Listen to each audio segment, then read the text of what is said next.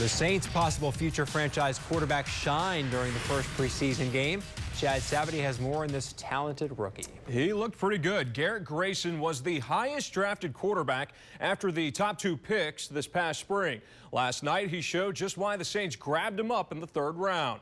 Grayson led the Saints on 2 different scoring drives and finished the game 8 of 12 passing for 87 yards. He also showed some nice wheels, picking up 15 more yards on the ground on a pair of rushes. Grayson said the speed of the NFL game is certainly advanced, so he just needs to trust what he's been coached to do. I think I definitely made some progress. Obviously, going against another team and giving different looks, things that you haven't been so used to in practice. It's the first time for everything, and you got to adjust to the speed of the game as well. So it's just something it's a learning process, and I know it's going to come with it. But I definitely think I got better today. My mistakes, I just had some bad throws. Ones that I wish I had back at some key times. So those things are fixable, and you just got to move on. Starter Drew Brees sat out while Grayson, Luke McCown, and Ryan Griffin split time. All 3 were solid, making this battle to back up Brees a lot more interesting. Head coach Sean Payton spoke highly about both young quarterbacks, Grayson and Ryan Griffin, and the Saints will soon have a big problem as most NFL teams carry just 1 starter and 1 backup. If the franchise has to part ways with Ryan Griffin, he could easily find a new home in perhaps another city. Lee?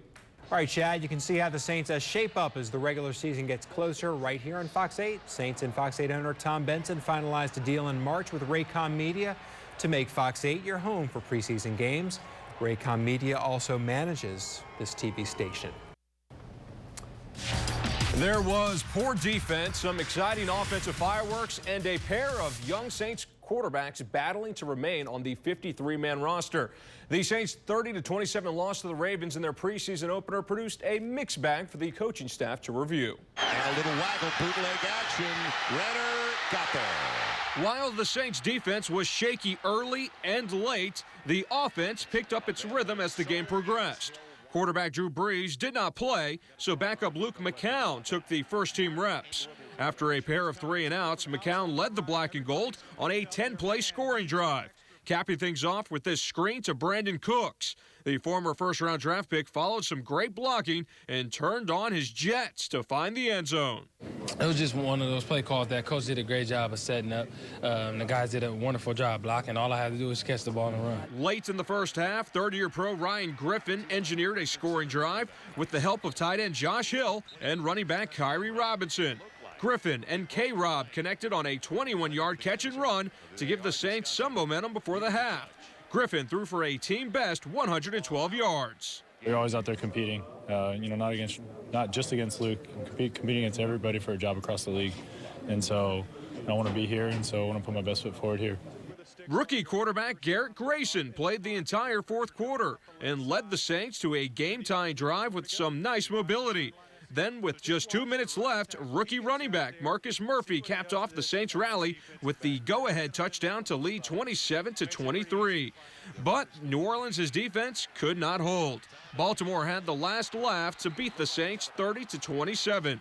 However, the young quarterbacks remained a positive. But I thought both of those guys, Ryan did a good job. They got a lot of snaps between them. That was the goal coming in. And, be anxious to look at the tape. A lot of tape watching indeed. Well, early in this game, the Saints did lose 3 key defenders to injury, including starting cornerback Brandon Browner. This was a big concern. Browner received an accidental helmet to his knee. It was linebacker Haoli Hikaha trying to make a tackle when his helmet struck Browner, who needed help to walk off the field. The Saints played it safe and brought Browner to the locker room, ending his debut game in black and gold. Browner did tweet out that he is okay, saying small thing to a giant. Meanwhile, teammate and linebacker Donnell Ellerbe also tweeted out, "No worries, I'm good." Ellerbe also left the game early, along with Browner and corner Delvin Breaux. Up in Baton Rouge, the LSU Tigers will hold their first scrimmage of fall camp tomorrow afternoon, and Coach Les Miles says he's tired of all the quarterback questions, but it does remain the biggest unknown for his team. Sophomore Brandon Harris continues to take the majority of the first-team reps, while junior Anthony Jennings is primarily working with the second-team unit. Miles says he wants one QB to win this job outright, And until then, no starter will be named. You guys just want the drama of the announcement, and now there's going to be an announcement, and you guys can rustle your cameras in here and get all focused in, and this thing is going to happen. It's we're going to make a decision. It's going to be, the guy that gives us the best opportunity of victory, and I think both guys have really improved, and I want to see it play out. Les Miles says the media just wants the drama.